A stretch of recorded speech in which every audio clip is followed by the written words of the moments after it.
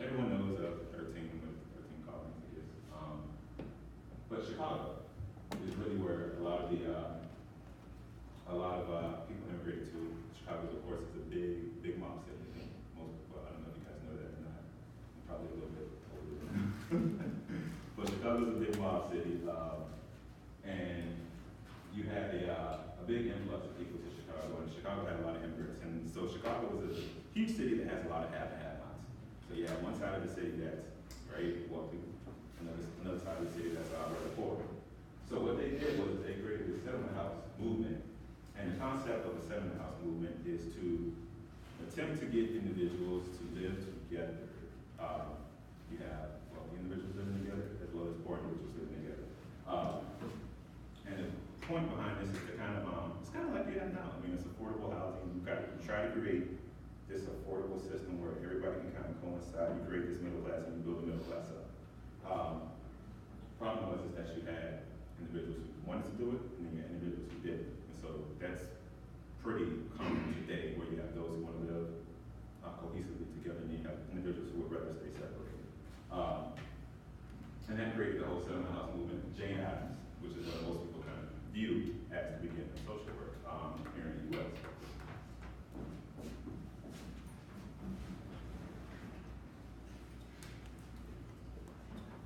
I have a quick question, because I forget, how did they fund, like, the Hull House? Hull House, let me see. I can't remember, I know we learned from it.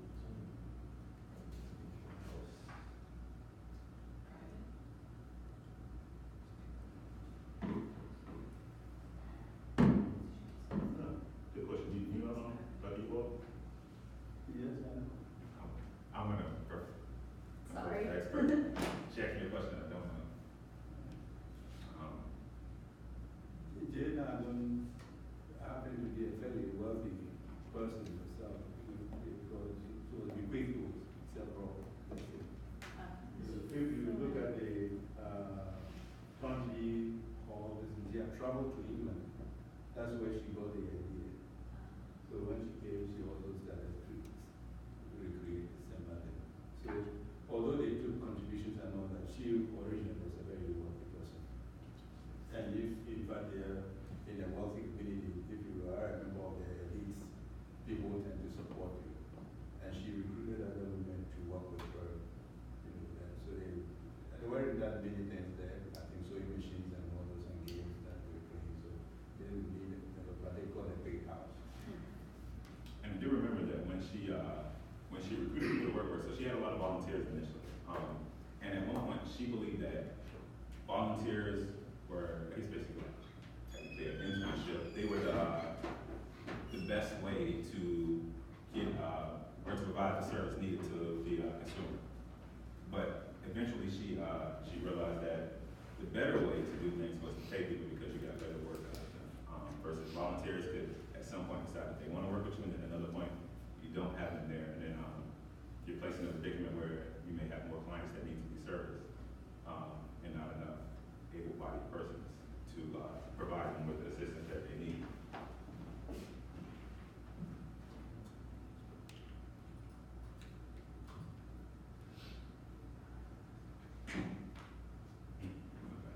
So, 1898, first social work program, technically, Columbia University.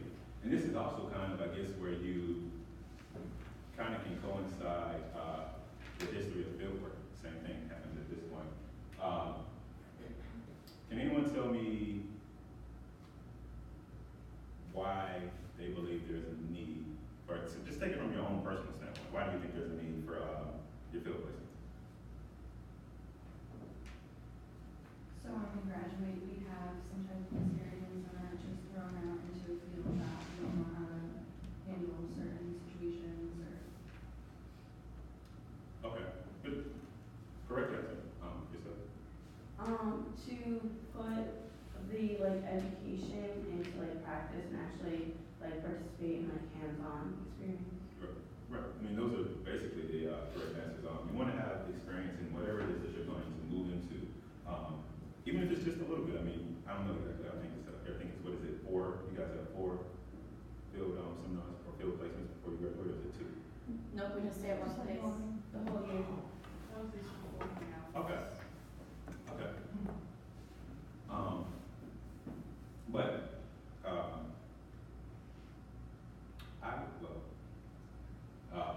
hang on.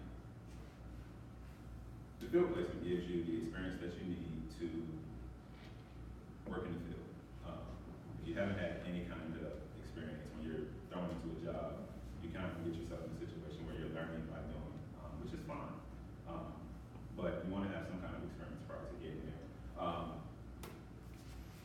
What has been someone's, I guess, viewpoint on their field placement since they've been there? I guess love it, hate it. It's given me a different viewpoint because I come from a very rural area and now I'm in Reading.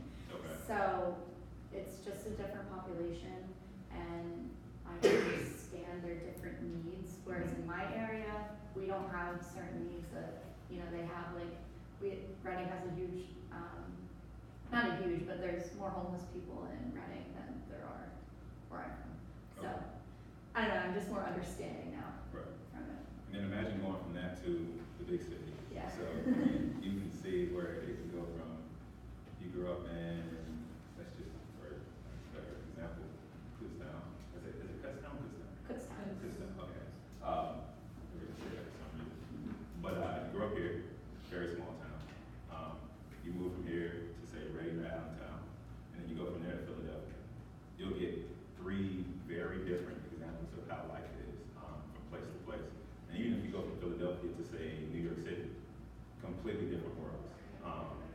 But that shows you how casework changes them, depending on where you are.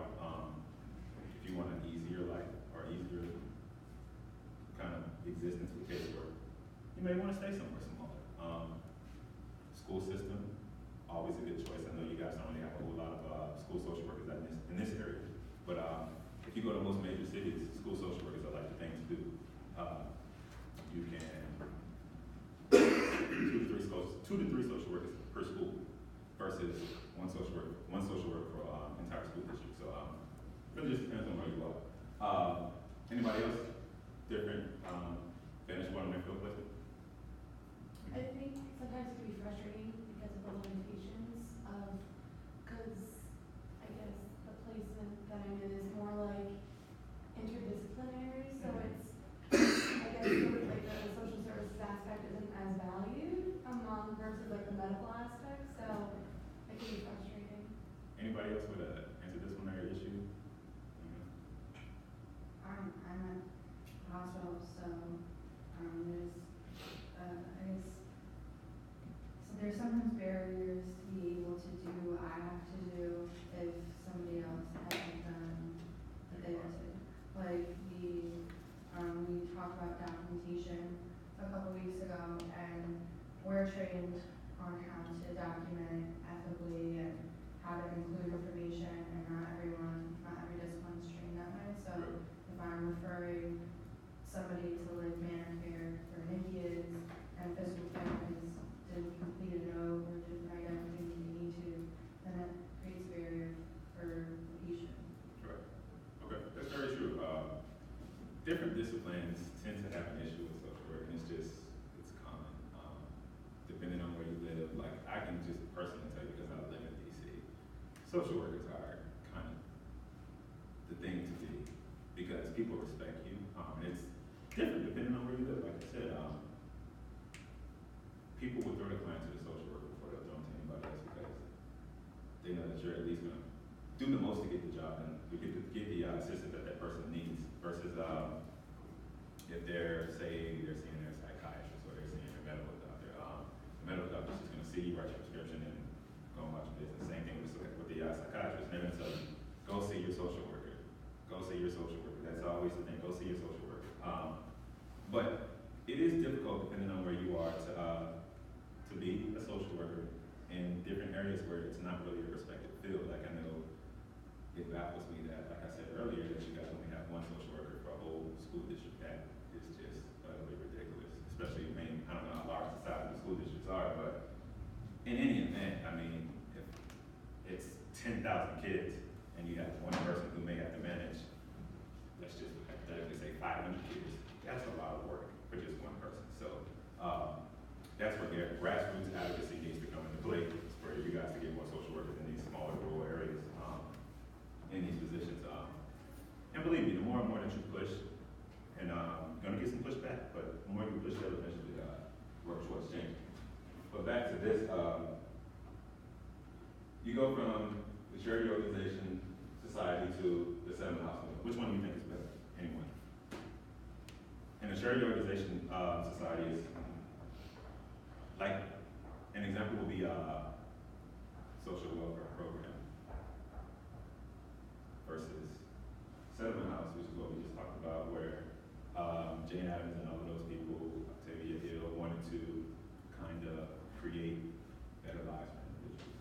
I feel like the settlement housing would be better, especially since you said, well, I don't know who said, but, you know, they were trying to give people work too, to try to get them back on their feet. So I feel like us trying to get people in a better direction, try to live more sufficient lives. Right. So you're right. Settlement house movement is basically looking at the person as a whole. So bringing that person from being broken in different parts and trying to bring them whole, whether it be legal issues, educational issues, housing assistance, food, family, I mean, everything combined into one versus just charity organization society, where you were just working with piecemeal specific things and you were really trying to bring that person to a place where they could move forward without needing the assistance from the government, I guess the system.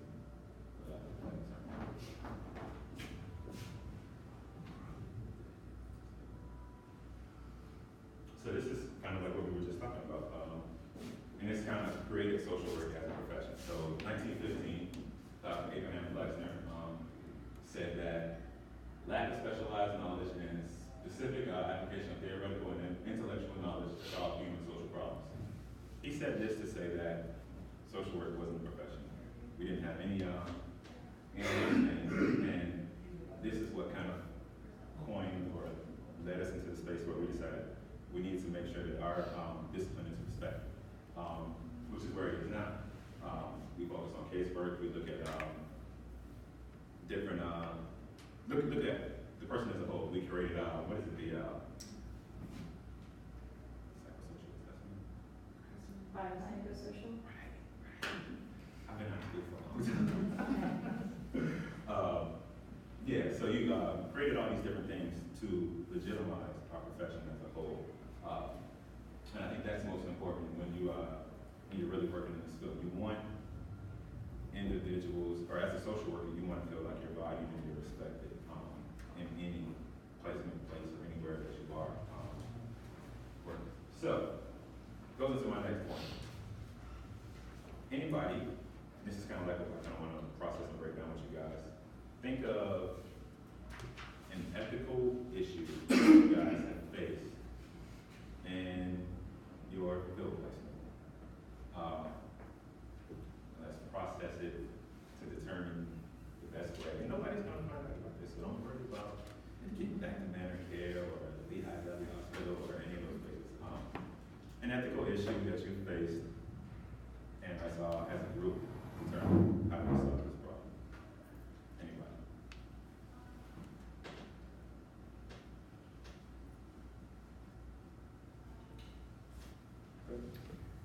Some physicians at the agency will like ask us, like in the family support, like for social workers, will ask us to relay certain information to the clients. Like say like if they were raped or something, they will ask us to break the news that like if they're pregnant, but like it's not our field.